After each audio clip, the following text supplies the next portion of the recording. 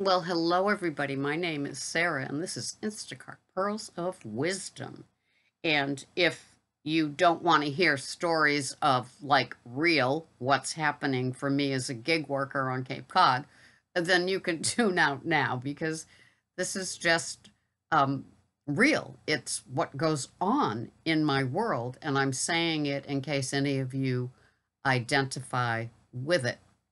And yesterday was one of those days. Now, I don't know if where you are has an influx of summer people or tourists or just more traffic because the pandemic's over and people are being brought back into their lives. So after months and months of great clear roads, suddenly it's like bumpa to bumpa. Yeah, not fun. Well, I live on Cape Cod and our official kickoff is Memorial Day weekend, and it kind of pretty much goes to Columbus Day. But with the pandemic, a lot of people moved down here because they could work from home.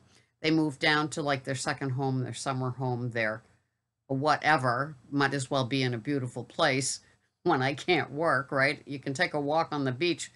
It's a lot easier than doing it with, a city street sidewalk. A lot more pleasant, a lot more serendipitous. But yesterday was truly a taste of what's up for the summer. And the two things being summer help and summer traffic.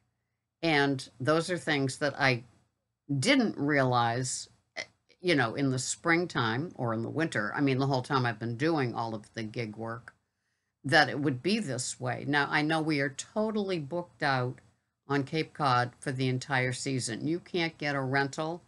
And the funny part is I have two rentals. I'm very lucky, and I've kept them year round intentionally because it's so hard for people who live here and work here to find a rental. There's no rentals whatsoever. And one of my tenants just can't make it here on Cape Cod. It's just way too expensive. And she gave her notice, and she's going to be out the end of this month. So I will be re-renting it year round. Greg does HVAC, so he'll be going in and replacing the furnace and the hot water tank. And then we have to see what kind of painting goes on. Now it's this adorable 600 square foot cottage, and it has two bedrooms. And before she moved in, I went in and dumped thousands and thousands. It's got like granite countertops and all new appliances and a washer and dryer. And it's all mini. Everything is like tiny, but it's there. It has a storage shed. It has like a little sunroom, and it even has a washer and dryer. Oh, it has a tub, which is like kind of unheard of in cottage rentals down in this area. You get a shower, sometimes just an outside shower at that. So it's a very sweet little place. So I'll be busy with that and not necessarily doing the physical stuff, but making sure it gets done and writing the big checks, right? In anticipation of a new tenant.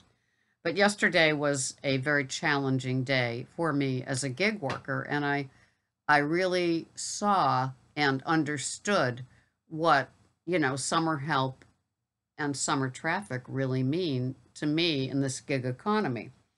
And then if you throw in wonky apps, it really gets, clustered. The GPS seems to be off. I don't know if Mercury is retrograde, if it's the full moon, if it's, just humidity. It makes, I don't know. Everything was as wonky as it could get yesterday. And I get this order for a McDonald's in the town next to me. And so I'm in the town next to me because I'm doing an Instacart drop off. And I start heading there. And, it's usually walk in, the lady knows me, it's great, here's your bag. And it's like the inside is closed for renovations. So now I'm in, the 7-car line waiting. And I go in and into the app to see what the order is. It's a burger, one burger. And so, kiss my grits, as Flo would say.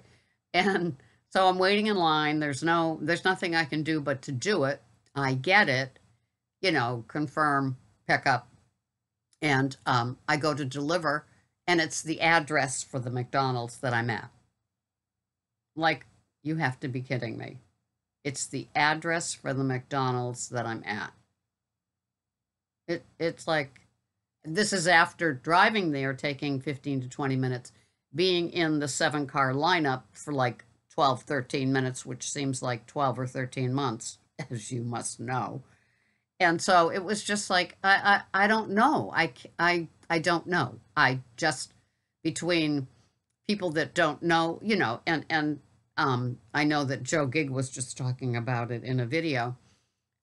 The discombobulation at Starbucks, there must have been 8 people behind the counter when I got there yesterday. I had a few Uber Eats. Uber Eats brings me to Starbucks, but DoorDash doesn't, even though their logo's on the door. And they did a pretty good job, but as I said, maybe in another video, I got to places. I was exclusively doing DoorDash on Sunday because it was pretty much next a couple of weeks before. So I said, it's worth it just to stay on it and do it. And I know that DoorDash likes to take me to Columbus, Ohio, if they can, to pick up, an $8 pancake order. But if I can like decline enough to kind of stay in the citified part of Cape Cod, it's okay. And so I got to 2 places and they hadn't even started the order. And, once again, when I check in the app to see what it is, it's like, this is going to take 18 minutes to wait for it. And it's frustrating. And the guy was lying to me, the man, he's part waiter, part host. There was only one part, there were 2 parties there, and one was eating and the other one hadn't ordered yet. So it's not like the kitchen was like jumping. And anyway, so I have to take this into account. And I didn't know if any of you work in, places that are seasonal or busy, or, it gets different, like some people in a college town could have their busy season is over when all the kids leave to go home for the summer. Whereas in my area, everything ramps up. There is a help wanted sign absolutely everywhere, from landscaping to, auto mechanic to service and in restaurants and all the fast food places. Every place, literally, even a car wash has, help wanted. And so I'd been thinking about maybe being a cashier at a big box at BJ's. That's the one that we have here on the Cape. So I applied yesterday, and I don't want to be CEO, but the things that they asked for, I mean, a resume and a cover letter, I mean, it's like, really? And your last 5 years job history?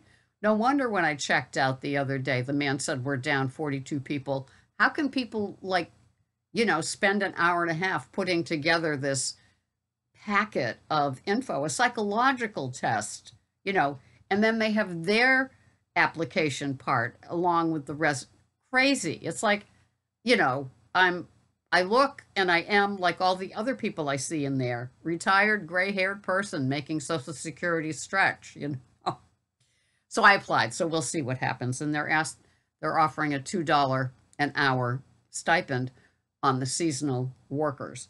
And so I was thinking, I can't handle the summer help and the summer traffic. It just, yesterday was such an indication of bumper to bumper.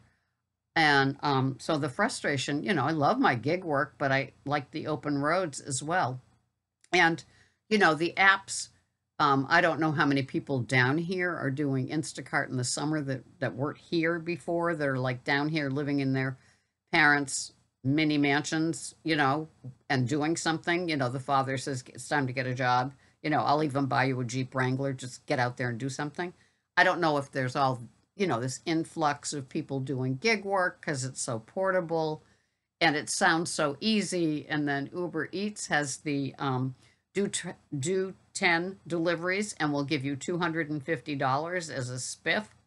What about us, right? It reminds me of unemployment giving you more money and more money to stay unemployed, and yet all these people that have worked all through the pandemic get zip, nada, nothing, honey. Anyway, this isn't a kvetching. This is just looking for identification with other people. Have any of you noticed a difference in your area with, actually you can move on the streets because the college kids are gone, or, you can't deliver in the city anymore because it is bumper to bumper traffic. Everybody's triple parking, so you can't even pull in, just to deliver your little, Taco Bell order, any of that sort of stuff. Um, or are you going into restaurants and they've hired new help to handle the summer busyness and they look at you with that vacant cow stare? That's what I call it, the VCS, like the cow in the pasture. In the pasture. Nope, nothing's come in on that yet. Nope, we don't see any Uber orders for that. What? What? It took me 15 minutes to get here, and you say you haven't gotten the Uber Eats order yet? So, we'll see. I don't want to give up my gig work, but I definitely don't want to play in traffic, and I don't want to play with people.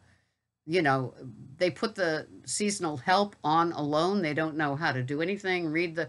I went to one place, it was a Dunkin', and she said, "We've been so busy, I haven't even looked at what's come in for Uber Eats and DoorDash yet." What? I mean, it's like, what? Like, you're kidding. It's like, and they can't get the help either. And when you get the help, like if I get this big box job as a cashier to supplement what I'm not making in the traffic, they have to be trained too. You can't just throw somebody out there, baptism by fire. It might work in some jobs, but not in a 15 line franchise place where it's like somebody just wants their regular coffee and you don't have any cream because the milk truck hasn't gotten there yet with the cream. So you're offering them almond milk and they're like, whoa. Anyway, just one of those moments in a gig life girl's work, and just wanting to know if any of you have gone through this, now that it's summer, more people are out, more people are traveling. Have you noticed this? How do you handle this? Are you looking at like a regular paycheck job to go along with the gig work until this all blows over after Labor Day or Columbus Day? I don't know. What are your thoughts? Anyway, thank you for listening to me, Kvetch. I will see you here the next time. This has been Sarah, Instacart Pearls of Wisdom. I'll see you here. Thank you. Bye-bye.